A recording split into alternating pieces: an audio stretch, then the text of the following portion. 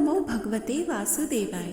नमस्कार प्रिय भक्तों, कथा को शुरू करने से पूर्व कृपया हमारे चैनल को सब्सक्राइब करें, शेयर पे लाइक करें और कमेंट में अवश्य लिखें ओम नमो भगवते वासुदेवाय।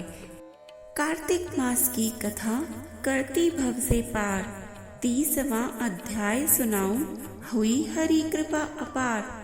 कार्तिक मास महात्म्य कथा अध्याय 30। भगवान श्री कृष्ण सत्यभामा से बोले, हे प्रिय, नारद जी के यह वचन सुनकर महाराजा पृथु बहुत आश्चर्यचकित हुए। अंत में उन्होंने नारद जी का पूजन करके उनको विदा किया। इसीलिए माघ, कार्तिक और एकादशी, यह 3 व्रत मुझे अत्यधिक प्रिय हैं। वनस्पतियों में तुलसी, महीनों में कार्तिक, तिथियों में एकादशी और क्षेत्रों में प्रयाग मुझे अत्यंत प्रिय हैं। जो मनुष्य इंद्रियों पर विजय प्राप्त करके इनका सेवन करता है, वह मुझे यज्ञ करने वाले मनुष्य से भी अधिक प्रिय है। जो मनुष्य विधि पूर्वक इनकी सेवा करते हैं, मेरी कृपा से उन्हें समस्त पापों से छुटकारा मिल जाता है। भगवान श्री कृष्ण के वचन सुनकर सत्यभामा ने कहा, हे प्रभु, आपने बहुत ही अद्भुत बात कही है कि दूसरे के लिए पुण्य के फल से कलह की मुक्ति हो गई। यह प्रभावशाली कार्तिक मास आपको अधिक प्रिय है, जिससे पति द्रोह का पाप केवल स्नान के पुण्य से ही नष्ट हो गया।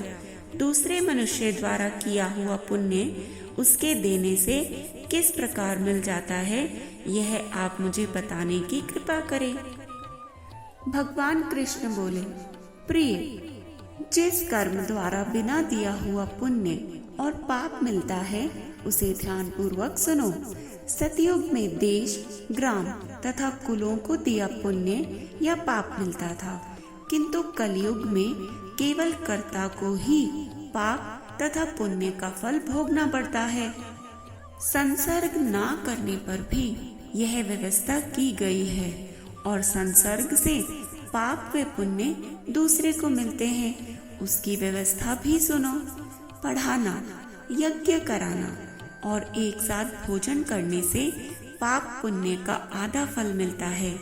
एक आसन पर बैठने तथा सवारी पर चढ़ने से, श्वास के आने जाने से पुण्य व पाप का चौथा भाग जीव मात्र को मिलता है।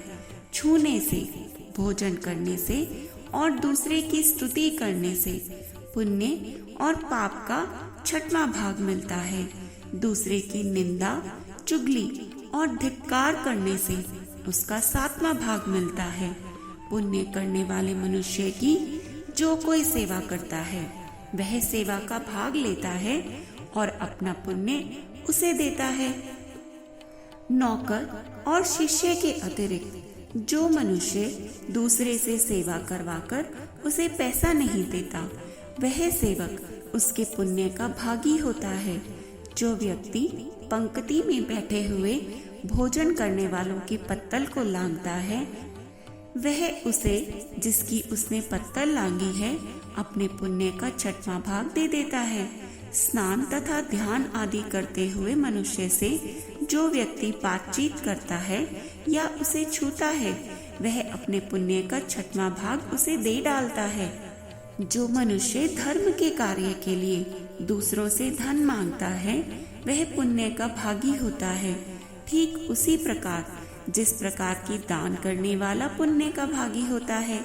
जो मनुष्य धर्म का उपदेश करता है और उसके बाद सुनने वाले से याचना करता है, वह अपने पुण्य का 6वां भाग उसे दे देता है। और जो मनुष्य दूसरों का धन चुराकर उससे धर्म करता है, वह स्वयं चोरी का फल भोगता है और शीघ्र ही निर्धन हो जाता है। और जिसका धन चुराता है, वह पुण्य का भागी बनता है। बिना ऋण उतारे जो मनुष्य मृत्यु को प्राप्त होता है, उनको ऋण देने वाले सज्जन पुरुष पुण्य के भागी होते हैं। शिक्षा देने वाला, सलाह देने वाला, सामग्री को जुटाने वाला तथा प्रेरणा देने वाला, यह पाप और पुण्य के 6ठे भाग को प्राप्त करते हैं। राजा प्रजा के पाप पुण्य के षष्ठांश का भागी होता है। गुरु शिष्यों का, पति पत्नी का, पिता पुत्र का, स्त्री पति के लिए पुण्य का छठा भाग पाती है। पति को प्रसन्न करने वाली आज्ञाकारी स्त्री पति के लिए पुण्य का आधा भाग ले लेती है। जो पुण्यात्मा पराये लोगों को दान करते हैं वह उनके पुण्य का छठा भाग प्राप्त करते हैं। जीविका देने वाला मनुष्य जीविका ग्रहण करने वाले मनुष्य के पुण्य के छठे भाग को प्राप्त करता है।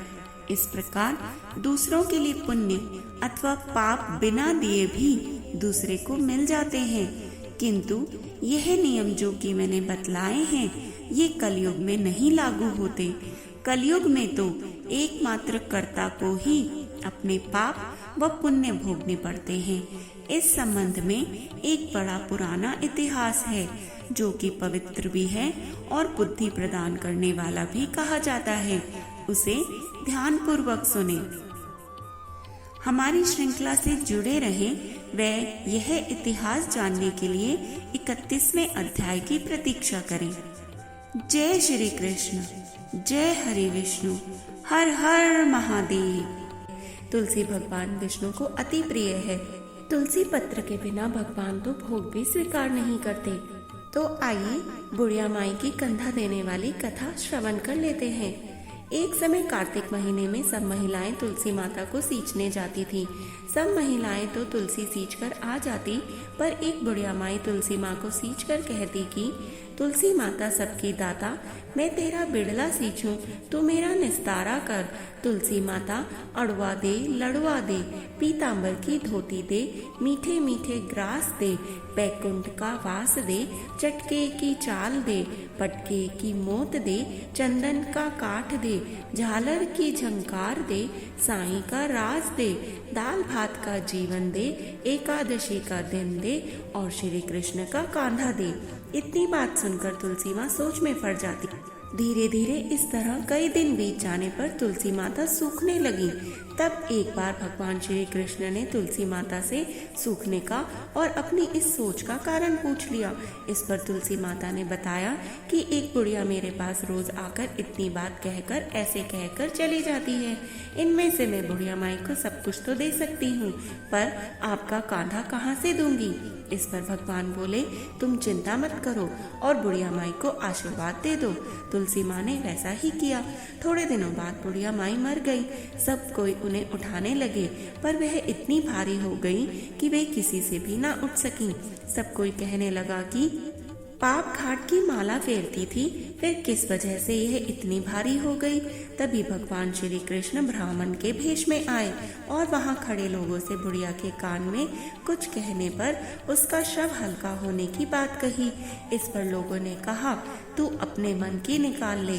भगवान ने जाकर बुढ़िया के कान में कहा कि माई, तूने बिड़ला सींचा मेरा, मैं करूँ निस्तारा तेरा। बुढ़िया माई अडवा ले, लडवा ले, पीतांबर की धोती ले, मीठा मीठा भात ले, बैकुंठ का बास ले, चटके की चाल ले, पटके की मोत ले, चंदन का काठ ले, झालर की झंकार ले, साईं का राज ले, दाल भात का भोजन ले और किशन का कांधा ले। इतना कहते ही बुढ़िया माई हल्की हो गई। इसके बाद भगवान श्री कृष्ण ने खुद उसे अपना कंधा देकर उसे मुक्ति प्रदान की। कथा के अंत में कहा जाता है कि हे तुलसी माई, जैसे आपने उस बुढ़िया को मुक्ति दी वैसे सबको देना, अंत काल में सबको आपका कंधा मिले। जय श्री कृष्ण।